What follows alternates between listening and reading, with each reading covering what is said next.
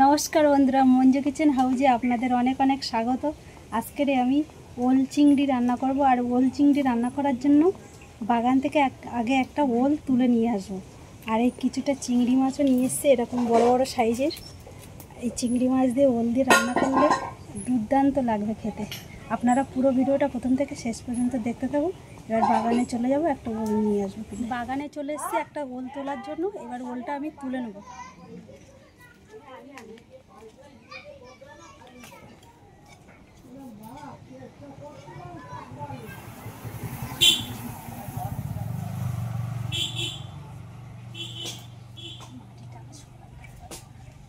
আর গাছটা অনেক দিন আগেই মারা গেছে, এত পরিমাণে বৃষ্টি হয়েছে আর গাছ ওই জন্য তাড়াতাড়ি মরে গেছে। আর উলটা তুলিনি, একটু লেট করেই তুলছি। হয়েছে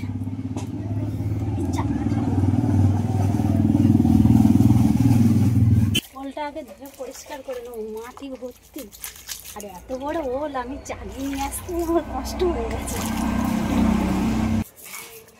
এত পরিমাণে বৃষ্টি হয়েছে, পুরো পচে গেছে সাইড দিয়ে। আরও আগে তুলতে হতো, লেট হয়ে গেছে তুলতে। এখান থেকে অল্প করে রান্না করার জন্য কেটে নেব। আমি এই এত বড় ওল তো কাটতেই পারছি না ঠিক করে।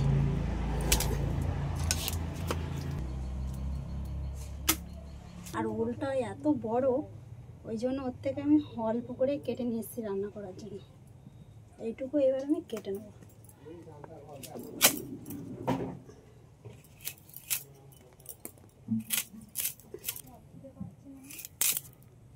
ওলটায় অনেক বাদ দিতে হবে, পচা লেগে গেছিল না।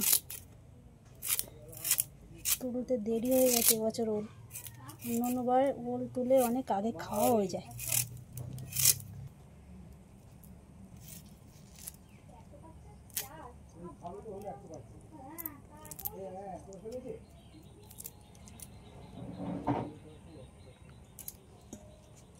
চিংড়ি মাছগুলো সব এইভাবে কেটে পরিষ্কার করে নেব।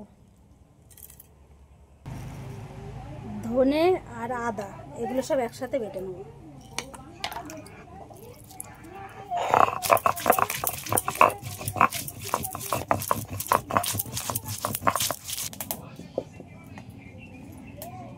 কড়াইটা গরম হয়ে গেছে, দুটো শুকনো লঙ্কা দিয়ে দিচ্ছি কড়াইয়ের মধ্যে। লঙ্কাটা হালকা করে ভেজে নিয়েছি, এর মধ্যে দিয়ে দিচ্ছি কিছুটা জিরে।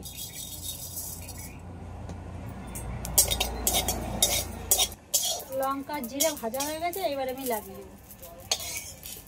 কড়াইয়ের মধ্যে দিয়ে দিচ্ছি সরষের তেল।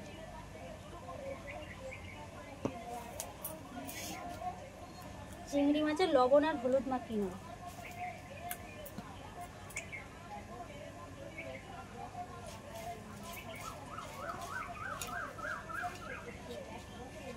চিংড়ি মাছগুলো একটু হালকা করে আগে ভেজে নেব।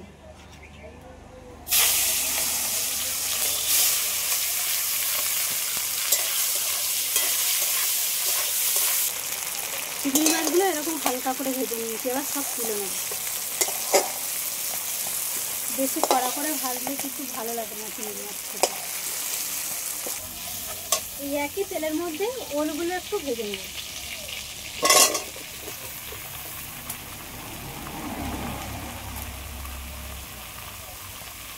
এক চামচ লবণ দিয়ে দিচ্ছি।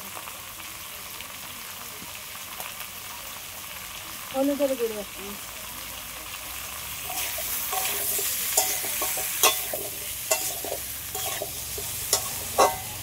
কড়াইয়ের মধ্যে কিছুটা সর্ষের তেল দিয়েছি, এবার ওর মধ্যে দিয়ে দিচ্ছি পাঁচফোড়ন।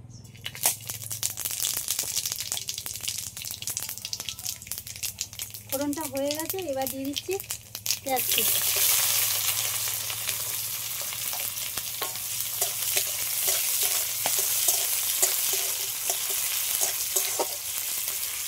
পেঁয়াজগুলো একটু লাল লাল করে ভেজে নিয়েছি, এবার দিয়ে দেবো টমেটো কুচি আর 4-5টা লঙ্কা চেরা।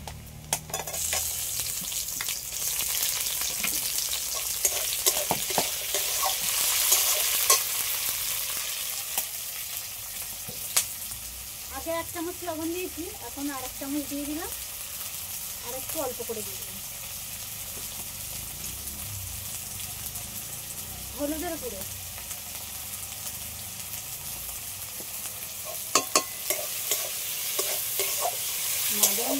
টমেটোটা ভালোভাবে গলে গেছে। এবার দিয়ে দেবো আদা আর ধনে বাটা।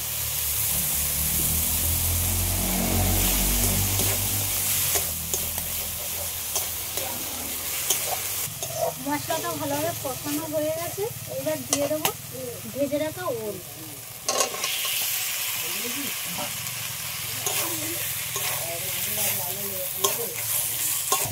ওল আর মশলাটা একসাথে ভালোভাবে কষিয়ে নিয়েছি। এবার আমি দিয়ে দেবো জল, আগে দিয়ে গরম করে রেখেছিলাম, সেই জলটা দিয়ে দিচ্ছি।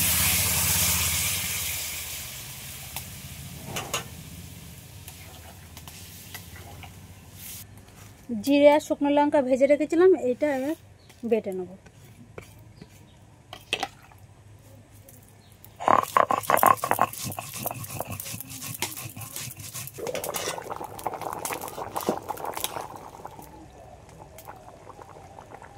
ওলটা হালকা সিদ্ধ হয়েছে। এবার আমি দিয়ে দেবো ভেজে রাখা চিংড়ি মাছ।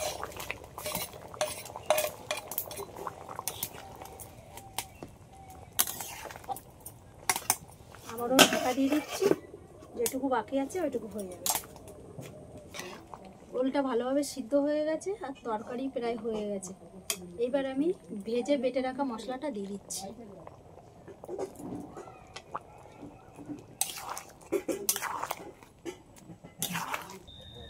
ওল চিংড়ি রান্না হয়ে গেছে, এবার আমি নামিয়ে নিচ্ছি। রেসিপিটা তো কমপ্লিট হয়ে গেল। আর আপনাদের যদি এই ভিডিওটা ভালো লেগে থাকে আমার চ্যানেলটিকে সাবস্ক্রাইব করবেন, লাইক কমেন্ট শেয়ার করে আমার বন্ধু হয়ে পাশে থাকবেন। এবার সোজা বাড়ি চলে যাব, গিয়ে এবার খাওয়া দাওয়া হবে।